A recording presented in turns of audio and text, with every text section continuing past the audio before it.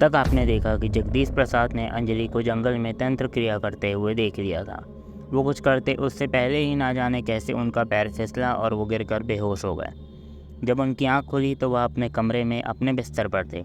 उन्हें लगा कि उनने ये सब सिर्फ सपने में देखा होगा, ये सब असली नहीं है। अब आगे। जगदीश प्रसाद इस बारे में सोच ही रहे थे कि अंजलि फिर से कमरे में आई और उनके सिर पर हाथ रखा। उनका बुखार चेक किया तो उन्हें बहुत तेज़ बुखार था। अंजलि ने तुरंत डॉक्टर को फ़ोन लगाया और उन्हें तुरंत आने को कहा। जब डॉक्टर आए तब तक जगदीश प्रसाद आराम कर रहे थे। थोड़ी देर बाद डॉक्टर आए, चेकअप किया, दवाई दी और आराम करने की सलाह देकर चले गए। जगदीश प्रसाद दिन भर आराम करते रहे और उनकी पत्नी अंजलि उनकी सेवा करती रही। इन सब के चलते वो अंजलि की वो तांत्रिक क्रिया वाली बातें बिल्कुल ही भूल गए। रात हो गई। अंजलि अपना सारा काम खत्म करके कमरे में आई। जगदीश प्रसाद अभी भी सो रहे थे। अंजलि उनके पास आई और उनके पैर दबाने लगी। अचानक स्पर्श पाकर जगदीश प्रसाद हड़बड़ा कर उठे तो उन्होंने देखा कि अंजलि उनके पैर दबा रही है। जगदीश प्रसाद बोले, अंजलि तुम ये क्या कर रही हो? अंजलि बोली, आपके पैर दबा रही हूँ। जगदीश प्रसाद बोले, नहीं रहने दो, ठीक है। अंजलि बोली, दबाने दीजिए ना, आखिर मैं आपकी पत्नी हूँ, आप दिन भर हमारे लिए कितनी मेहनत करते हैं। जगदीश प्रसाद बोले, फिर उस हिसाब से तो मुझे तुम्हारे पैर दबाने चाहिए, आखिर तुम भी तो सुबह से लेकर रात तक बिना रुके किसी मशीन की तरह घर का सारा काम करती हो और कभी भी शिकायत नहीं करती। अंजलि बोली, ये तो मेरा फ़र्ज़ है। ऐसे ही हंसी मजाक करते हुए दोनों सो गए। जगदीश प्रसाद को अब पूरा यकीन हो गया था कि उन्हें वो सपना ही देखा था। उनकी पत्नी ऐसा गलत काम कभी नहीं कर सकती। ऐसे ही 3 दिन बीत गए और जगदीश प्रसाद भी अब तक बिल्कुल ठीक हो गए थे। जगदीश प्रसाद सुबह से ही अपने काम पर चले गए। रात को जब वो वापस आए तो उन्होंने देखा अंजलि ने उनका मनपसंद खाना बनाया था। वैसे जगदीश प्रसाद खाली हाथ नहीं आए थे, वो कुछ लेकर भी आए थे। उन्होंने एक थैला अपने कमरे में रख दिया और उसके बाद दूसरा थैला अंजलि को पकड़ा दिया। उसमें अंजलि और निशा की फेवरेट आइसक्रीम थी। ये देखकर दोनों बहुत ही खुश हुए। अब तक निशा भी अपनी मम्मी की वो डरावनी बात बिल्कुल भूल चुकी थी। आज उनका परिवार बहुत खुश था, या शायद आखिरी बार खुश था। खैर, खाना खाने के बाद तीनों ने मिलकर आइसक्रीम खाई। फिर निशा अपने कमरे में सोने चली गई। जगदीश प्रसाद अपने कमरे में अंजलि का इंतज़ार कर रहे थे। जब सारा काम खत्म करके अंजलि कमरे में आई तो उन्होंने देखा जगदीश प्रसाद बिस्तर पर बैठे बैठे ही सो गए।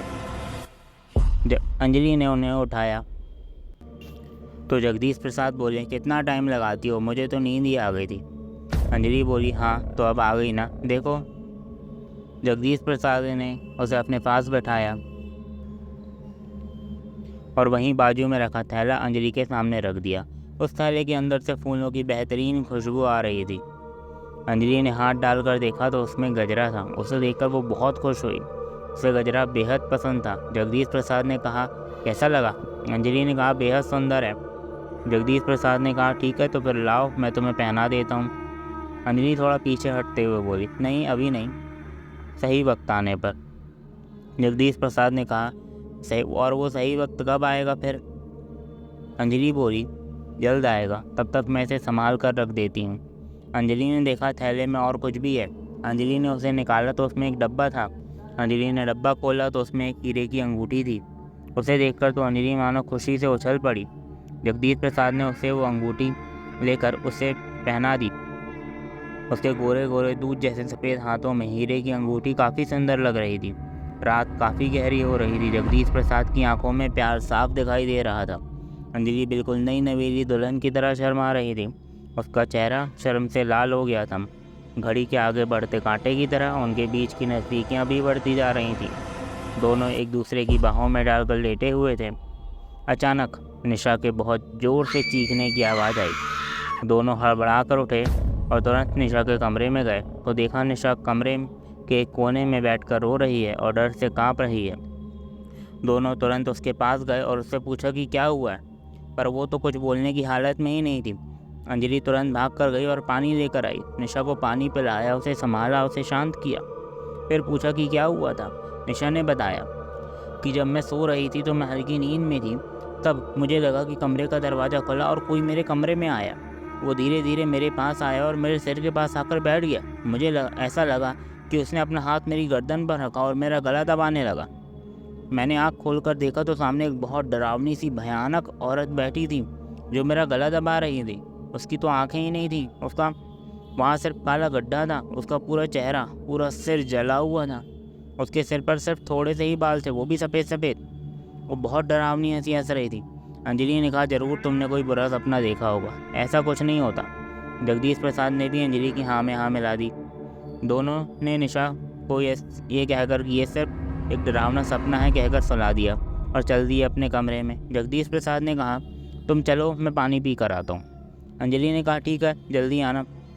जगदीश प्रसाद जैसे ही किचन में पहुँचे, उन्होंने देखा किचन में एक औरत दीवार की तरफ मुंह करके खड़ी है। जगदीश प्रसाद पहले तो डर गए, फिर हिम्मत कर उनने पूछा, कौन है तुम? वो औरत इस तरफ पलटी। वो जैसे ही इस तरफ पलटी तो जगदीश प्रसाद के होश उड़ गए, क्योंकि निशा ने जो औरत अपने कमरे में देखी थी, ये ठीक बिल्कुल वैसी ही दिख रही थी। वो कुछ करते उससे पहले ही वो औरत धुआं बनकर गायब हो गई। जगदीश प्रसाद तो बहुत डर गए और जल्दी जल्दी अपने कमरे में गए और चुपचाप जाकर सो गए। सुबह उनको पिछली रात की बात ही परेशान कर रही थी, पर उन्हें इस बात पर ज़्यादा ध्यान न दिया और अपने काम पर चले गए। ऐसे ही दिन निकल गया। रात को जगदीश प्रसाद की नींद खुली तो उन्होंने देखा अंजलि उनके बिस्तर पर नहीं है। उन्हें समय देखा तो रात के 12:30 बज रहे थे। उन्हें लगा कि शायद वॉशरूम गई होगी, थोड़ी देर में आ जाएगी। काफ़ी देर इंतज़ार करने पर भी जब अंजलि नहीं आई तो वो खुद उठकर देखने गए तो अंजलि बाथरूम में थी ही नहीं। उन्हें लगा कि अंजलि शायद निशा के पास होगी, तो वो निशा के कमरे में गए, पर वहाँ भी अंजलि नहीं थी। फिर किचन में देखा तो वहाँ भी अंजलि नहीं थी। वो ये सोच कर परेशान हुए जा रहे थे कि अंजलि इतनी रात को अचानक कहाँ चली गई। उन्हें याद आया उनका डरावना सपना। उन्हें लगा कि कहीं सपना सच तो नहीं हो गया। वो जंगल की तरफ जाने ही वाले थे, लेकिन उन्होंने उससे पहले सोचा कि छत पर देखना तो रह ही गया, एक बार वहाँ भी देख ही लेता हूँ। जगदीश प्रसाद छत पर जाने के लिए सीढ़ियाँ चढ़ रहे थे। उन्हें वहीं से दिखाई दिया कि अंजलि छत के बीचों बीच खड़ी है और किसी से बात कर रही है। छत पर इतना अंधेरा था, पर इतना भी अंधेरा नहीं था कि कुछ दिखाई न दे। जगदीश प्रसाद ने अंजलि को देखा कि वो किसी से बात कर रही है, पर वो किससे बात कर रही है ये उन्हें दिखाई नहीं दिया। जगदीश प्रसाद दौड़कर ऊपर गए और छत पर पहुंच पाते उससे पहले ही छत का दरवाज़ा अपने आप बंद हो गया। जगदीश प्रसाद सीढ़ियों पर ही खड़े रहे। वो छत का दरवाज़ा लगातार ठोक रहे थे और ज़ोर ज़ोर से आवाज़ लगा रहे थे, अंजलि दरवाज़ा खोलो, अंजलि दरवाज़ा खोलो। पर दूसरी तरफ से कोई जवाब नहीं आ रहा था। जगदीश प्रसाद जोर से दरवाज़ा ठोक रहे थे। कुछ देर बाद सीढ़ियों पर किसी के नीचे से ऊपर आने की आवाज़ आई। उन्होंने पलट कर देखा तो नीचे से अंजलि और निशा दोनों ही ऊपर आ रहे थे। अंजलि ने कहा, ये आप क्या कर रहे हैं? आपको क्या हो गया? आप दरवाज़ा क्यों पीट रहे हैं? जगदीश प्रसाद कुछ बोल पाते उससे पहले ही निशा बोली, पापा बोलिए ना, क्या हो गया आपको? आप इतनी ज़ोर ज़ोर से दरवाज़ा क्यों पीट रहे थे? जगदीश प्रसाद के तो होश ही उड़ गए। वो तो ये समझ ही नहीं पा रहे थे कि अगर अंजलि नीचे थी तो जिसे उनने छत में देखा वो कौन थी। जगदीश प्रसाद से कोई जवाब देते ना बना। अंजलि और निशा ने दोनों ने पहले तो उनको पकड़कर नीचे लाया, सोफे पर बिठाया, पानी पिलाया, शांत करा, फिर पूछा कि क्या हुआ था। तो उनने 12:30 बजे से उनकी नींद खुलने से लेकर अब तक की सारी बात बता दी। ये सुनते ही अंजलि बोली कि आप क्या कह रहे हैं? मैं तो आपकी बाजू में ही सो रही थी, मैं तो उठी ही नहीं। छत से बहुत ज़ोर ज़ोर से दरवाज़े पीटने की आवाज़ आई, इससे मेरी नींद खुल गई। मैंने देखा आप बिस्तर पर नहीं हैं, तो मैंने और निशा ने छत में जाकर देखा तो वहाँ दरवाज़ा पीट रहे थे। जगदीश प्रसाद बोले, पर जब मेरी नींद खुली थी तो तुम बिस्तर पर नहीं थी। अगर तुम उस समय बिस्तर पर थी तो मुझे दिखाई क्यों नहीं दी? अंजलि बोली, क्या आप कुछ भी बातें बोल रहे हैं? आपको कोई भ्रम हुआ होगा या कोई डरावना सपना देखा होगा और आपने उसे सच मान लिया होगा। तभी निशा बोली, मम्मी, ये भ्रम या सपना आजकल कुछ ज़्यादा नहीं हो रहा है। पहले मेरे साथ हुआ, फिर पापा के साथ। कहीं हम जैसे भ्रम या सपना समझ रहे हैं, कहीं वो हकीकत तो नहीं। जगदीश प्रसाद कुछ कहते हैं, हाँ ये हो सकता है। निशा की बात में दम तो है। घर में अब चारों ओर सन्नाटा फैल चुका था। तीनों चुप थे पर साथ थे। तीनों की आंखों में नींद नहीं थी, बस जल्द से जल्द सुबह होने का इंतजार था। इन तीनों की ज़िंदगी अब धीरे धीरे भयानक मोड़ ले रही थी। आगे क्या हुआ जानते हैं कहानी के अगले भाग में। जानने के लिए बने रहिए हमारे साथ।